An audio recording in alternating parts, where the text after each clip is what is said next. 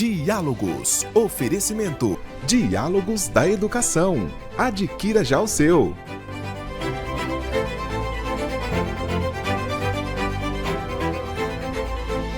Diálogos, com Anderson Junque. Olá, seja muito bem-vindo ao programa Diálogos, que nesta semana vai falar sobre Libras. E quem está aqui comigo para conversar e debater e aprofundar este assunto, o tradutor e também intérprete Vitor Pasqualini, a quem desde já dou aqui as boas-vindas. Querido, seja muito bem-vindo ao programa Diálogos. Muito obrigado, Anderson. É um prazer estar aqui. Obrigado pelo convite e ansioso para a nossa conversa. Maravilha. Vitor, eu queria que você começasse a sua fala explicando um pouquinho sobre a questão da Libras como meio de comunicação e expressão da comunidade surda. Como é que a gente pode observar para este conceito, para esta relação? Bom, eu acho que o primeiro passo que a gente precisa entender sobre a Libras é que a Libras ela é uma língua, ok? Tanto por lei, que é a 10.436, que foi oficializada em 2002. Só que ela é uma língua específica para a comunidade surda. Infelizmente, ela não é a segunda língua oficial do Brasil. Nós não temos uma segunda língua oficial no Brasil, continua sendo a língua portuguesa, a primeira e única. Mas a Libras, ela é uma língua oficializada por lei em prol da comunidade surda. E os surdos utilizam ela realmente para se comunicar e se validam através disso. Você traz uma questão que eu penso que ela é muito interessante. Há uma luta, um movimento nesse sentido, Vitor, da Libras se tornar-se uma segunda língua oficial no país?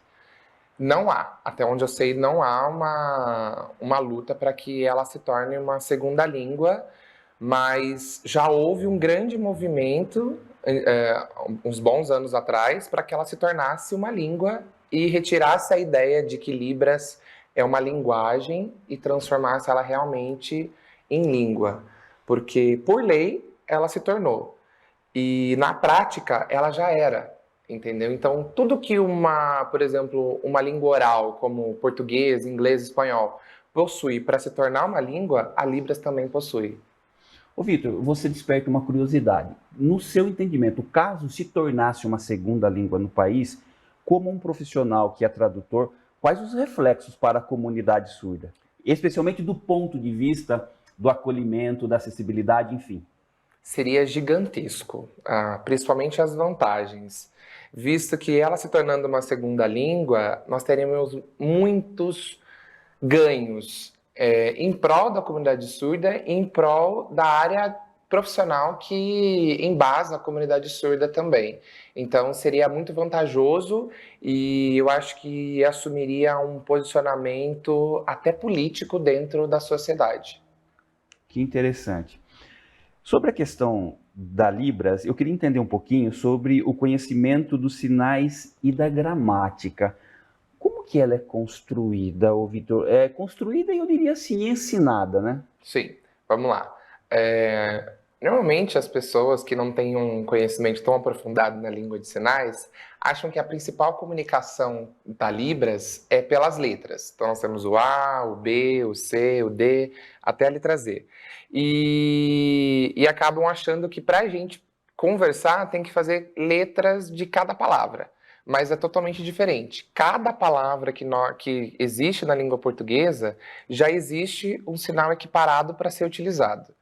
Então, o primeiro passo de você ter essa aquisição de língua é você conhecer os sinais e se aprofundar neles, tendo esse embasamento. E a partir disso, você vai ganhando uma construção para entender como que é a gramática da língua de sinais, que ela é totalmente diferente e independente da língua portuguesa. E entender como funciona para que você possa, então, executar no seu dia a dia, no trabalho, ou em algum momento que você precisar para se comunicar com uma pessoa surda. Ô Vitor, mas eu quero entender um pouquinho melhor. O nosso alfabeto, né, ele tem lá todas as consoantes, as vogais e as consoantes. Então, pelo que você está falando, não existe uma relação direta, no sentido do eu me comunico, eu vou falar a letra A e eu tenho o sinal do A. Existe uma outra relação além das letras propriamente dita? As letras, elas são equiparadas. Então, quando eu falo a letra A, Essa é a representação visual na língua de sinais da letra A. Sim. Só que quando a gente se comunica, igual nós estamos fazendo aqui agora, eu não vou pegar, por exemplo, falar, eu falei oi para você. E aí eu não vou fazer O e I. Nós já temos um sinal estipulado para a palavra oi, que no caso seria oi. Mais natural e simples possível. E então é desta forma que acontece. E aí uma informação extra é que as letras que nós temos do alfabeto manual da língua de sinais é um empréstimo linguístico da língua portuguesa. Então, não há a necessidade real de existir o alfabeto, mas ele existe para facilitar essa interação entre ouvintes e surdos.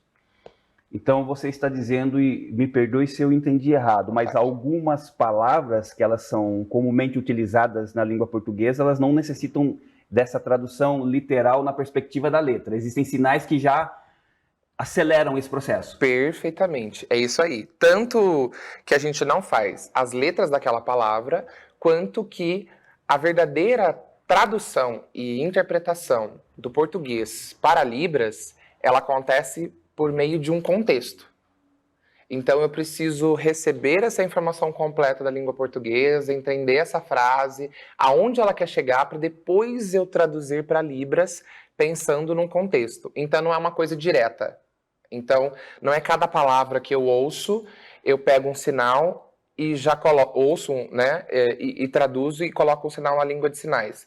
Eu preciso pensar e construir isso visualmente, porque é o que faz sentido realmente para o surdo.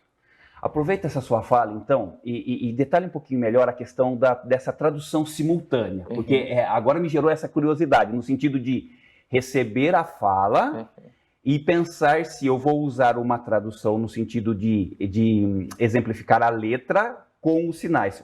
Aprofunde isso, Vitor. Claro. Então, vamos lá. Eu vou trazer um exemplo simples. Semana passada eu comi um bolo. Então, semana passada eu comi um bolo.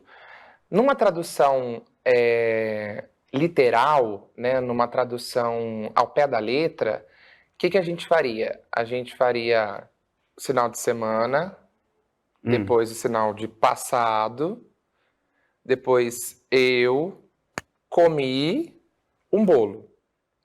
Só que isso não chega com muita visualidade para o surdo. Não basta você saber os sinais. Você ainda precisa saber com profundidade como um surdo precisa receber aquela informação. Você está falando de contexto agora? Também, porque a tradução ela precisa ser especificamente por um contexto. Então, o que eu vou fazer? É o que eu normalmente digo para os meus alunos. A gente pode fazer um desenho. Então, qual que é a primeira coisa que eu vou desenhar? O ponto mais importante dessa frase é o bolo. Então, eu vou trazer o bolo, vou dizer o que eu fiz com esse bolo, que eu comi e quando aconteceu, semana passada. Então, olha um detalhe. Na primeira tradução, eu fiz o sinal de semana e depois de passada. Eu fui no sentido literal. Aqui, eu já posso juntar as duas coisas e fazer um único sinal, facilitando e agilizando a informação para chegar para o surdo, fazendo o sinal de semana passada. Então, a frase, semana passada eu comi um bolo, na língua de sinais fica bolo, comer, semana passada. Isso chega com mais satisfação para o surdo e uma visualidade melhor que faz com que ele realmente compreenda. O que a gente entende? A gramática da língua de sinais ela é totalmente diferente da língua portuguesa. Ô, Vitor, agora uma curiosidade minha. Traduzir um discurso é diferente de traduzir, por exemplo, uma música? Com toda certeza. E quais são essas diferenças e o porquê delas? Com toda certeza. A principal diferença que existe entre traduzir um discurso e traduzir alguma coisa na área artística se chama performance. Então, o que engloba uma performance? A gente precisa saber quem está enunciando aquilo, então quem é o cantor, o ator na parte artística, como ele está entregando isso, qual é o espírito que ele está entregando isso, os sinais que eu preciso ser utilizado, a minha performance como profissional na expressão facial, na expressão corporal. Tudo isso engloba dentro da performance. Num discurso é uma coisa mais sucinta, então eu estou sendo apenas um canal de comunicação. Eu ainda vou ter que trazer a ideia do espírito do palestrante que está falando. Só que como não é uma coisa tão artística, não tem música envolvida, ritmo, velocidade, então a gente acaba trazendo que é uma coisa mais neutra e mais simples de ser feita. Mas na área artística a gente precisa principalmente de uma performance qualificada e específica para que aquilo realmente aconteça. Curiosidade minha, e os sons dos instrumentos, como é que você coloca isso no contexto? Olha, eu não vejo muitos profissionais fazendo isso, só que eu, por já ter tido contato com música há um bom tempo, então eu valido isso de muita importância. Como que a gente sabe que uma música está começando? Nós, ouvintes, sabemos porque está começando uma introdução musical de algum instrumento. Os acordes estão sendo tocados. Os acordes estão sendo tocados. Como é que um surdo sabe? Ele não sabe. Aí o intérprete que está interpretando essa música, ele fica na posição dele e o surdo não sabe que está começando a música. Mas os ouvintes sabem que está começando.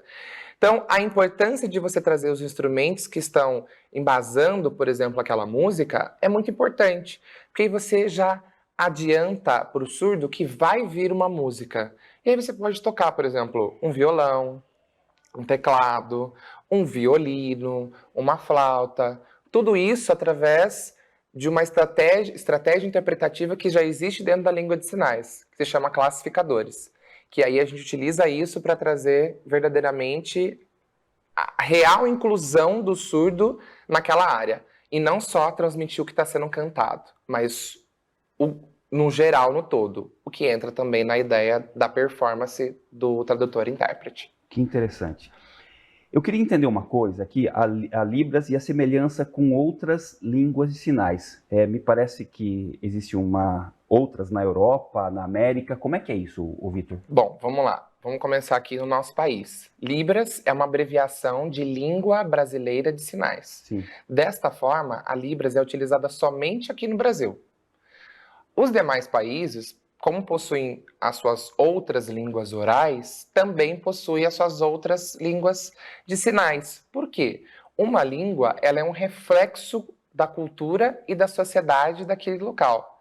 Desta forma, as línguas elas são diferentes, as culturas são diferentes e isso influencia nessas construções de línguas. Então, geralmente, cada país tem a sua própria língua de sinais. Porém, aqui na América, nós fomos influenciados principalmente pela língua francesa de sinais, tanto a América do Sul e a América do Norte. Então nós tivemos um embasamento e construção de língua a partir da língua francesa de sinais, então nós temos muita influência disso. Que interessante. Bom, nós estamos conversando aqui sobre Libras, a língua brasileira de sinais. Nós vamos agora para o nosso intervalo comercial, nós voltamos na sequência. Um minuto só, nós já estamos de volta. Estamos apresentando Diálogos com Anderson Junque. Sua obra coberta de qualidade e fechada com a segurança. Há 40 anos, o Grupo Costa fornece soluções completas para coberturas e fechamentos na construção. Telhas metálicas, de fibra de vidro e as telhas sanduíche, que vem sendo usada cada vez mais nas coberturas. Se você está construindo ou reformando, vale a pena conferir a melhor opção de cobertura do mercado. Solicite um orçamento ou venha nos visitar. Estamos aqui pertinho, em Limeira. Grupo Costa, há 40 anos presente nos melhores projetos. Na Dome, acreditamos que cada projeto é uma oportunidade de transformar vidas e ambientes. A união da arquitetura e engenharia em soluções completas, do papel à execução. A gestão das obras é o maior diferencial, o que te garante segurança, economia e entrega no prazo. Já são mais de 50 projetos entregues com excelência e atenção a cada detalhe. Do sonho à realização, a Dome desenvolve projetos personalizados que refletem quem você é. A formação continuada é fundamental para o educador diante dos desafios do século XXI.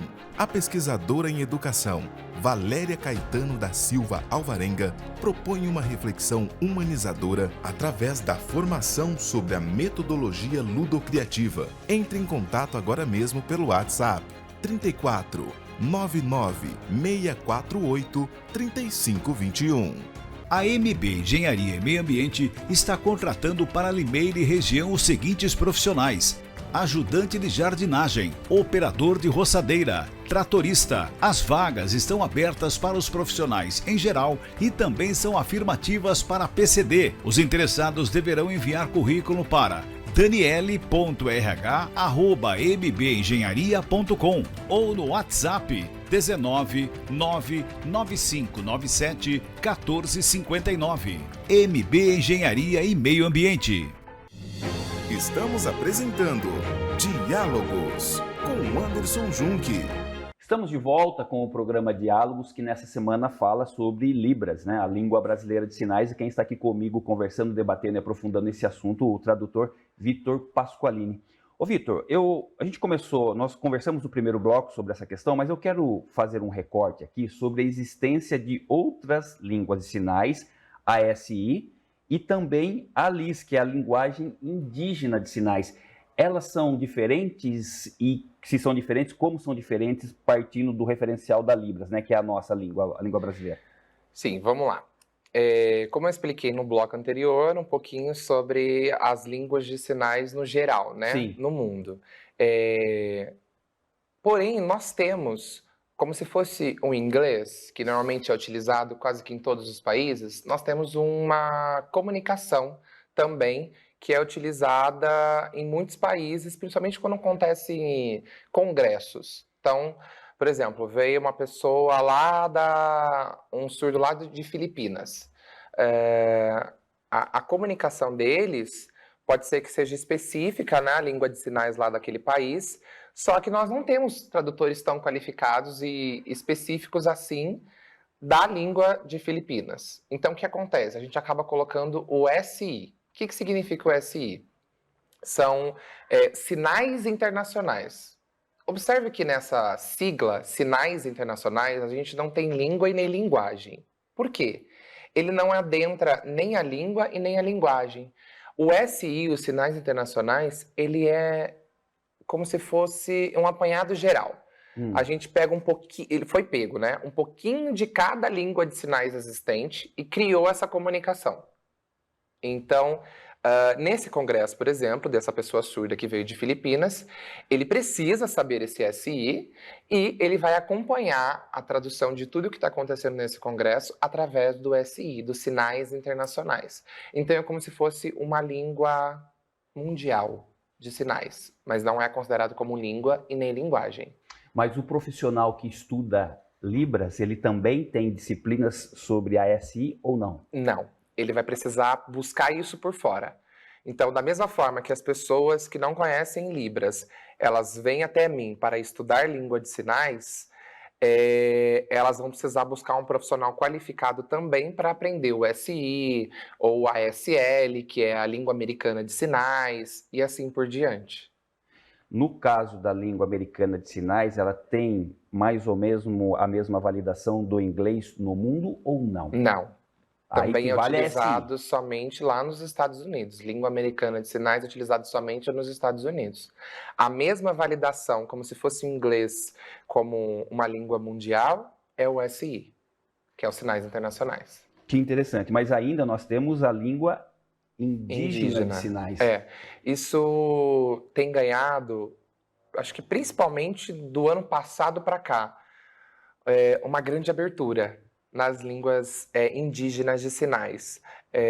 As pessoas vêm conhecendo mais e vêm se aprofundando mais, e elas existem já há muito tempo, e elas vêm ganhando mais forças agora, né? E elas existem sim, e o que acontece? Neste caso, a gente não tem elas como línguas indígenas, nós temos como linguagens indígenas. Por quê? Porque ainda não foi aprovado por lei, essa comunicação como língua, falta ainda muitos estudos para realmente validar essa comunicação como língua. Então a gente acaba deixando claro como uma linguagem. Qual que é a diferença de língua e linguagem? Posso explicar? Claro. A diferença principal é o quê? A língua, ela tem regras gramaticais. E a linguagem, ela não tem. Então, uma música é uma linguagem, uma poesia, uma linguagem, uma escultura, uma pintura, tudo isso são linguagens que transmitem informações. A linguagem indígena, ela não tem ainda essa classificação como língua, porque ainda faltam estudos bem aprofundados sobre, mas essa conquista vai chegar no momento certo, porque os estudos estão acontecendo e aí vai ser validado também como língua. Agora, uma curiosidade, em relação à língua indígena de sinais, no seu entendimento, já há profissionais interessados que estão estudando e trabalhando nessa perspectiva? Sim, Eu imagino sim. que deve ser um número menor em relação a Sim, Libras. é. Mas como é que está o contexto disso? Então, ele é bem restrito, né? Ele é bem pequeno, porém já existem profissionais que eu conheço também, que estão bem próximos da linguagem indígena e estão trazendo isso à tona, né? Então tem muitas redes sociais aí que entregam os vídeos mostrando os sinais. Olha, na Libras é esse sinal aqui para essa palavra no português, mas para a comunidade indígena, nós temos esse sinal aqui que equivale. Então, acaba tendo algumas diferenças, o que é muito legal, porque ainda está dentro do nosso país. Ô, Vitor, me corrija se eu estiver errado, mas quando nós falamos de Libras ou mesmo da LIS, me parece que o contexto é fundamental na construção da comunicação. Estou errado? Não. É exatamente isso. O contexto é o princípio fundamental para a gente fazer uma tradução entre as línguas, principalmente do português para Libras. E da Libras para o português também precisa de contexto, né? Porque precisa conhecer e entender o que a língua quer, o que aquela frase, aquele contexto quer passar para depois a gente transmitir para outra língua e não ir no sentido direto e literal das palavras que compõem aquela frase. Então, eu imagino que na formação dos profissionais, tanto de Libras quanto, quanto do LIS e até do SI, existem algumas disciplinas que tratam muito da questão da cultura. Sim. Existe principalmente essa base forte.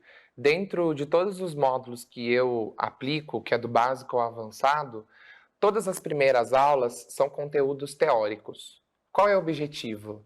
É fazer com que o aluno ele se aprofunde e entenda mais como que funciona aquela comunidade em que ele está sendo inserido também. Desta forma, essa cultura reflete nos alunos e os alunos refletem, então, numa construção melhor de língua, principalmente para trazer esse contexto dentro das traduções e não ir no sentido literal. Que incrível, que incrível. Ô, Vitor, eu queria tocar num assunto aqui referente à inclusão e acessibilidade a partir da Libras. Tocar no sentido de entender o acesso, o contexto, o pertencimento para a comunidade surda. Você que é um profissional da área, como que esse cenário mudou a partir, não somente da aprovação da Libras, mas também de entender que hoje os eventos tem um profissional que está fazendo a tradução, os projetos de leis de incentivo também. Como é que isso foi para a comunidade surda?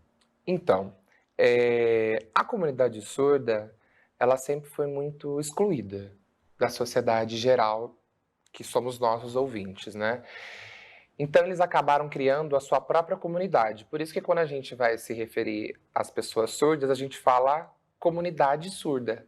Por esse motivo, a sociedade não aceitava, não entendia, não compreendia e não tinha bons costumes e bons relacionamentos. Então, a comunidade surda resolveu se isolar para que eles pudessem ter a sua própria comunidade. Então, quando a gente eu e você temos o mesmo problema, a gente não acaba se juntando? Sim. Dessa forma que aconteceu com a comunidade surda. Eles se juntaram. Pertencimento. Exato, pertencimento. E agora, de uns anos para cá, a sociedade ouvinte, majoritária, está tentando abraçar e trazer novamente a comunidade surda. Mas é uma coisa que ficou tão enraizado dentro da comunidade surda, essa ideia deles se isolarem, que acaba influenciando de uma forma negativa. De qual forma?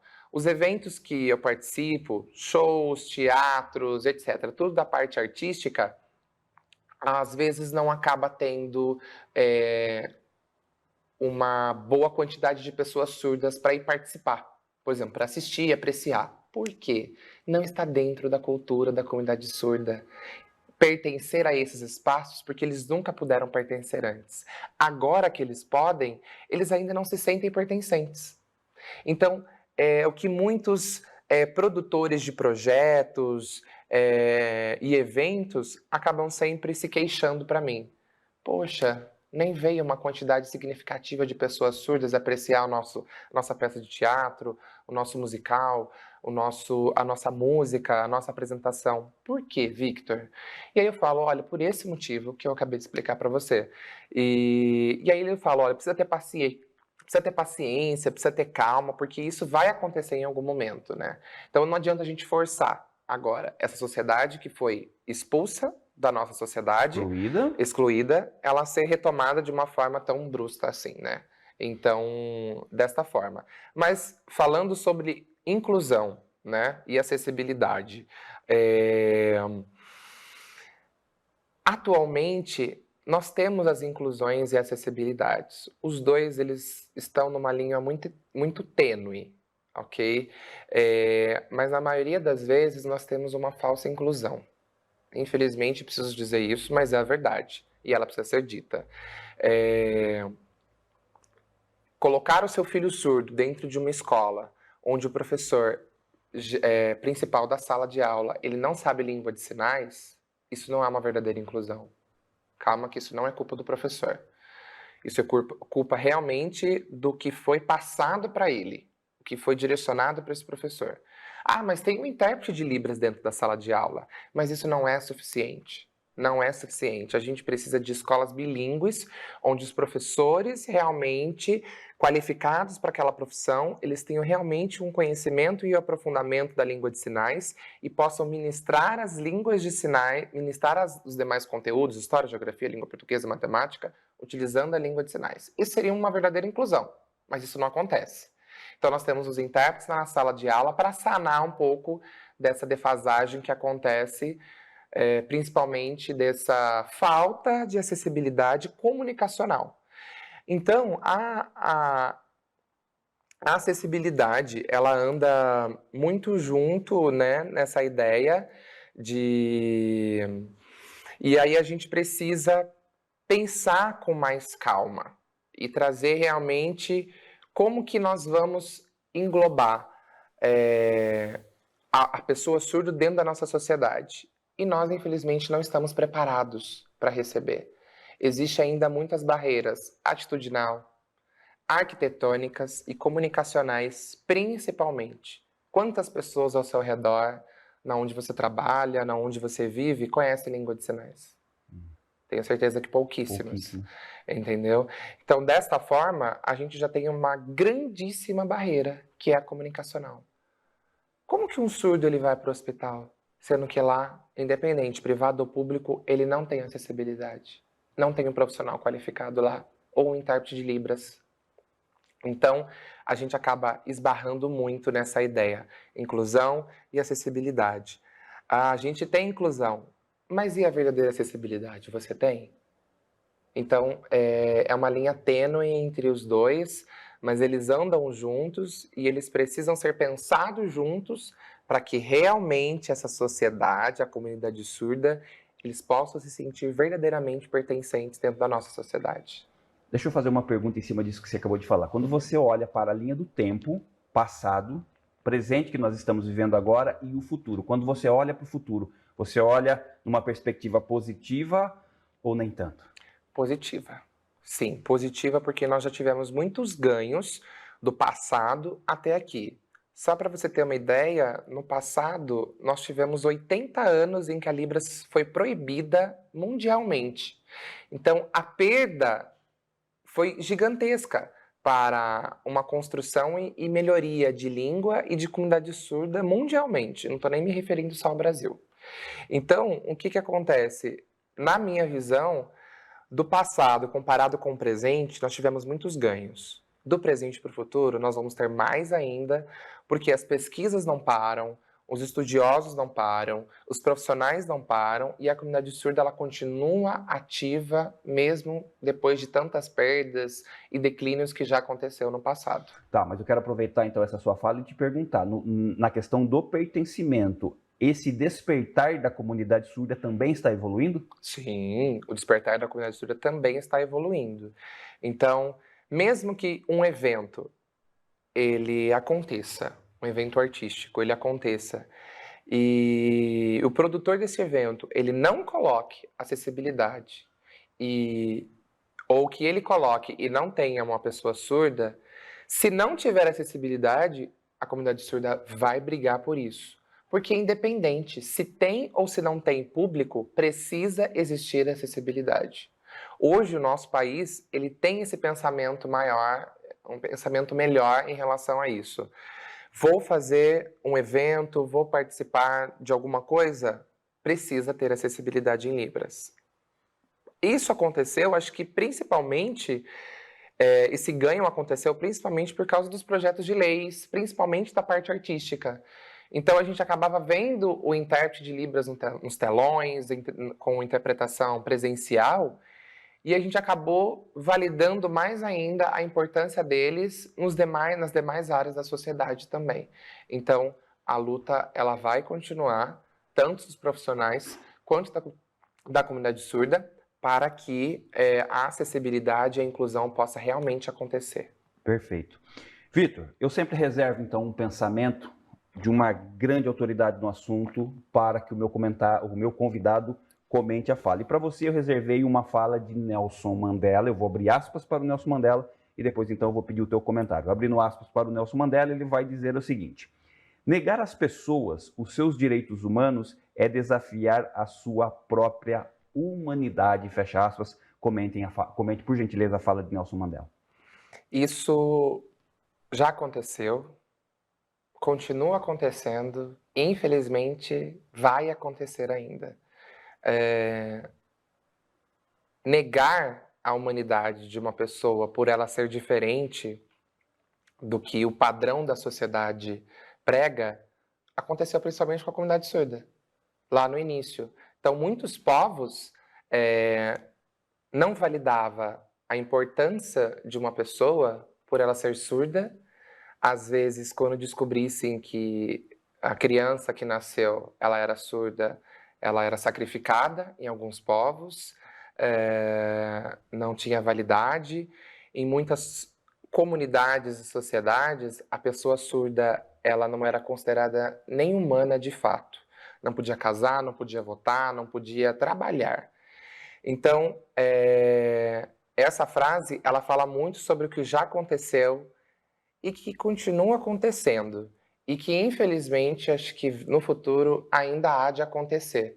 Só que quando você desclassifica uma pessoa que ela pertence à humanidade, independente das suas diferenças, você também se autodesclassifica pela sua própria atitude. Então, o meu entendimento sobre essa frase do Nelson é bem sobre isso, essa ideia mesmo de algo que já aconteceu, mas que ainda reflete muito na nossa vida cotidiana. Meu querido Vitor Pasqualini, querido, muito agradecido pela sua presença, pela aula sobre o assunto. Queria aproveitar aqui e te agradecer e pedir então para que você fizesse suas considerações finais e mais uma vez, querido, obrigado mesmo. Muito obrigado pelo convite, foi um prazer estar aqui.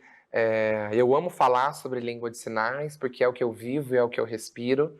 Então, sempre que precisar, eu estou à disposição. As pessoas também, sempre que precisar. Victor Pasqualini está à disposição. Posso falar o nome do meu instituto? Claro. Então, Instituto Cultura Libras, aqui de Santa Bárbara, também está de portas abertas, tanto para a ministração de aulas do básico avançado, quanto também para levar acessibilidade em eventos, empresas, no que você precisar. Nós temos profissionais qualificados para isso.